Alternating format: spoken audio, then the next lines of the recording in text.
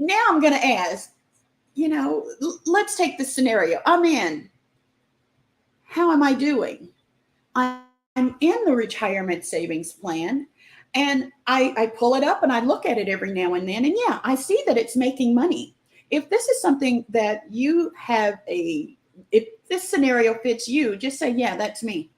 I see that it's making money, but how do I know if it's doing well or not? How do I know? Let me kind of share some things with you. These are some things that I want you to do if this is you. Number one, log on to view your account and go to statements. If you've never logged on, this is where you call HR or you go to your company website and they can help you, give you a link. Everything's digital these days. You don't need to go sit down with anybody in HR because HR has the administration of the plan, but they're not going to be able to give you any advice or anything like that. That's not their role. Remember, this is not a savings account. It's an investment account. So with that, they're not going to be able to help you on your investments or investment choices. For that matter, even the financial partner that works with your company, whether it's Fidelity Investments, Vanguard, Mass Mutual, whichever the financial company is, they're going to be able to give you some generic advice, but they're not going to be able to help you with your investments. They can answer your questions, but they can't deliver answers to you and provide you that investment advice without some type of an agreement that you have with them. So let's just say if you're in it and you want to know how you're doing, log onto your account and go look at your statements. I want you to also take note of your investment choices. Remember, this is an investment account. So there's three things that your account can be sitting in. The monies that are in your account, it can be in stocks, bonds, or cash. So I want you to take note of which ones you're in.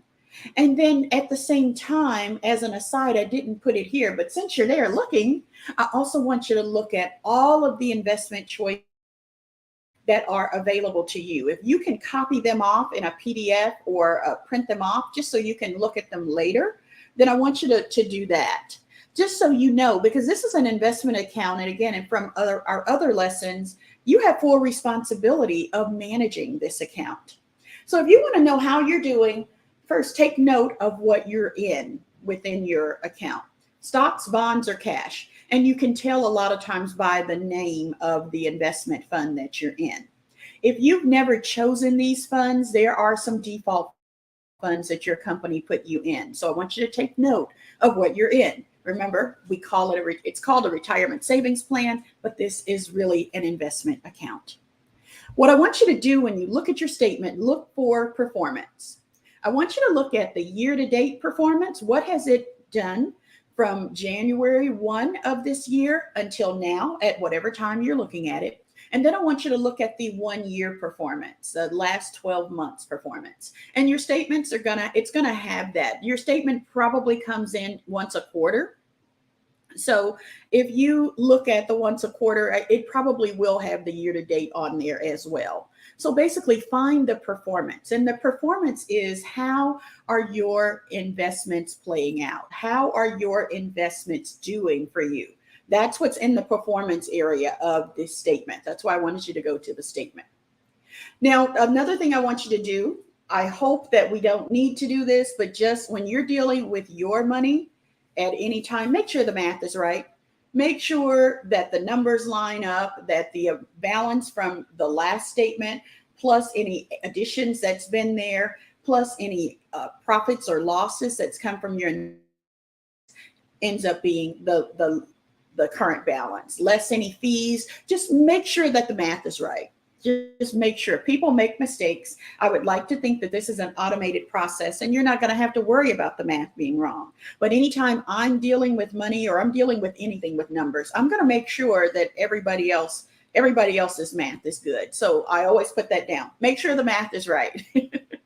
And then the final thing that I want you to do is compare your year to date account performance to the current market returns. Compare your year-to-date account performance to the current market returns. Because when I say, how you doing? And you go, yeah, it's making money. That's good. And I've heard people say this before. Yeah, I look at my retirement savings and it's making money. Yeah, I can see that it's making money. Is it making the right money? Is it making the money that you're expecting? And then most people that I share that were, and as a result of not having expectations, many of them became my clients, and we set some expectations for this money. So with that, I want you to have some expectations of what you're wanting to see your returns do. When you make a plan for how you are going to deal with this money when you move into retirement, because when you move into retirement, then there's going to be, you're not going to just go take all the money out at one time. There's going to be a process for taking this money out. And we'd like to see that the amount of money that it's making is more than the amount that you're taking out each year. And therefore, your account continues to grow even though you're in retirement. That's the ideal place to be. That the amount of money that your investments are bringing in, like I said, if your investments bring in $8 a year over 12 months, and you need to take out $60,000 a year for your living expenses for your life, then guess what? That's an extra $20,000 a year that your account is going up, even though you're not contributing from your workplace anymore because you're no longer employed. So I want you to have some expectations, because when you start to really look at what do you do with this account at the time of retirement, if you hire me as a coach and we write out a plan for how this money is going to work, there is a clear expectation of what I'm going to help you set clear expectations as to how you withdraw this money. How you withdraw this money is going to become very important. It's going to become the lifeline of whether you have enough money for the rest of your life or not. So we're not going to go on that first day that you retire and just go get whatever you think you need. How much you need, still digging down in the barrel. No, we need some for that too. Let's keep getting, let's get some more while we at it. No, we're not doing that. No, we're not going to do that. I mean, if you're my client, we're not going to do that. If you're not my client, you can do it however you want.